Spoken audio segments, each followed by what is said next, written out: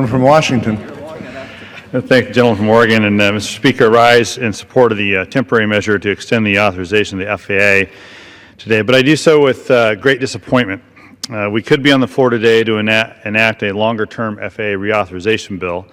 In the last 2 years, the Aviation Subcommittee, led by my colleague from New Jersey, Mr. Lobiando, has held 16 hearings on a variety of topics. We've heard from stakeholders that there's a long list of things that we need to do to stay competitive with our economic rivals and keep our airspace the safest and most efficient in the world.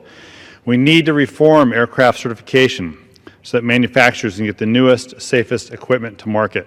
We need to set clear rules for unmanned aerial vehicles and accelerate efforts for their safe use. We need to advance next-gen programs to move air traffic faster and more efficiently. Chairman Schuster and Chairman Lobiando, Ranking Member DeFazio, and I, we achieved a bipartisan agreement on most of these major key issues that we need to address. That bill is ready to go. We didn't hear during these hearings that we needed to privatize air traffic control. Now, some people want to privatize air traffic control, and I know that they want to do this in good faith, but we don't need to do it, and it's preventing the things that we need to do from getting done. An entire bipartisan bill is being held up because we can't agree yet on the details of what would be a very complex proposal. So I fail to understand why at this juncture such a proposal is necessary, particularly when it prevents significant and much needed reform from taking place. There's no dispute that today we safely operate the most complex and congested airspace in the world. Last year, the Government Accountability Office asked 76 aviation stakeholders whether the FAA is capable of operating an efficient air traffic control system.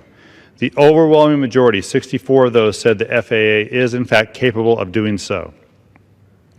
Privatizing the current system is clearly not a pressing need, it is a want.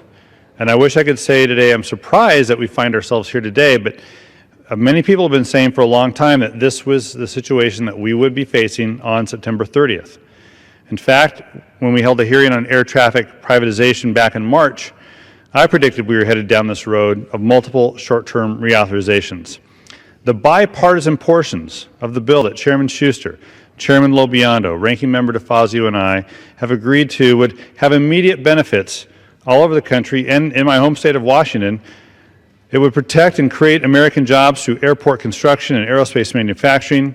It would improve aviation safety. It would improve the way the aircraft and parts are certified to get newer and safer technology to market. It would build on the safety improvements this body has made following the tragic Colgan Flight 3407 in 2009. It would improve the regulation and the development of unmanned aerial systems, which continue to proliferate in our airspace.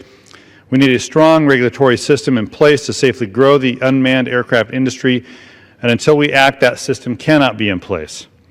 For every day of this extension, travelers in the aerospace industry will not receive the improvements and protections that we have crafted in the bipartisan portions of the bill that we're close to agree on.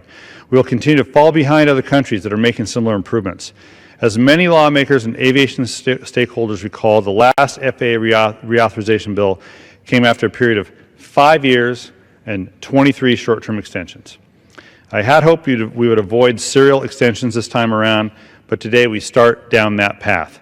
So yes, it is with disappointment that I'm here to support a temporary extension. I strongly urge all my colleagues to make sure this is the only temporary extension before enactment of a long-term bill. We have a long list of things that we need to do today to improve our airspace. We should focus on those things instead of the things only that we want to do. Thank you, and I yield back the balance of my time.